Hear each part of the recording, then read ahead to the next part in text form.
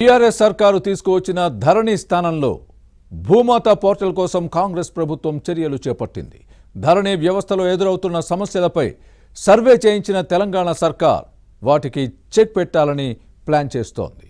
ప్రస్తుత పోర్టల్తో రైతులు ఎదుర్కొంటున్న సమస్యలేంటి, ప్రభుత్వం నిర్వహించిన సర్వేలో తేలిన అంశాలేంటి? What's the story? భూ పరిపాలనా నిర్వహణ మెరుగ్గా ఉండాలి అంటే పటిష్టమైన వ్యవస్థ అవసరం. విధి విధానాలు సరిగా ప్రజలకు అనుకూలంగా ఉండాలి. ప్రతి రంగంలో డిజిటలైజేషన్ అవసరమే. అయినా అది సామాన్యులకు నష్టం చేయకూడదు.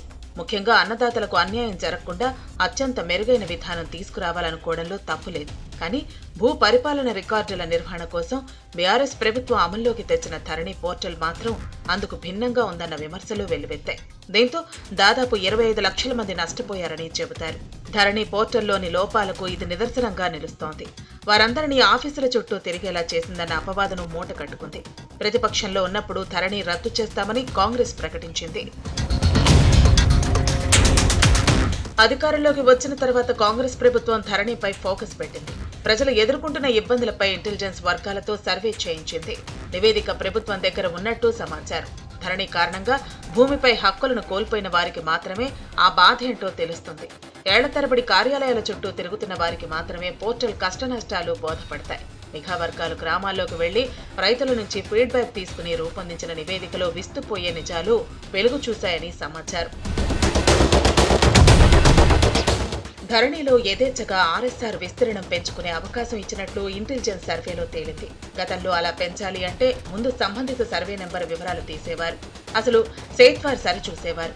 ఇక నక్షా ఆధారంగా survey land records assistant director ఆధ్వర్యంలో సర్వే జరిగేది. చుట్టుపక్కల భూములను కొలిచి వాటి విస్తీర్ణం సరిపోల్చి అప్పుడు సమస్య ఉన్న సర్వే నెంబర్ భూ విస్తీర్ణం నిర్ధారించేవారు.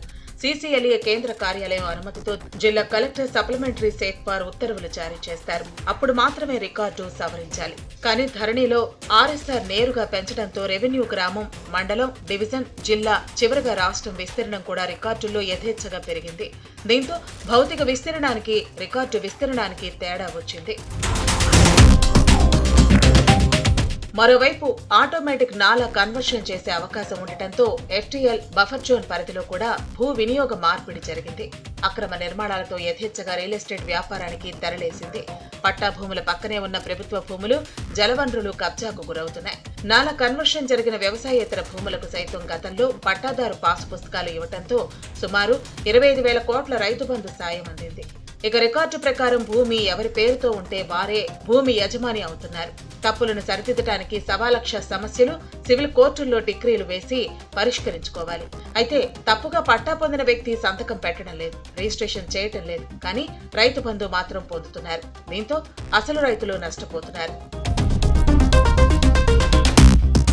ధరణిలో రియల్ టైం డేటా మాత్రమే అందుబాటులో ఉంటుంది.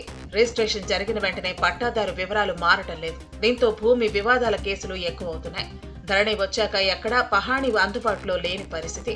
దీంతో వివాదాస్పద విరాసత్, ఫౌతి, వారసత్వం, భాగ పంపకాల విషయంలో యాజమాన్య హక్కుల నిర్ధారణ కష్టం అవుతోంది. వివాదాస్పద లావాదేవీల విచారణ నివేదికకు ఆస్కారం లేకపోవడంతో కొత్త సమస్యలు వస్తున్నాయి. ప్రధానంగా విరాసత్, వారసత్వ, ఫౌతి చేసేటప్పుడు తల్లిదండ్రుల భూమి కొందరు కుటుంబ సభ్యులకే పట్టా మార్పిడి జరుగుతుంది. దీంతో బాధితులు నేరుగా సివిల్ కోర్టులను ఆశ్రయించాల్సి వస్తోంది.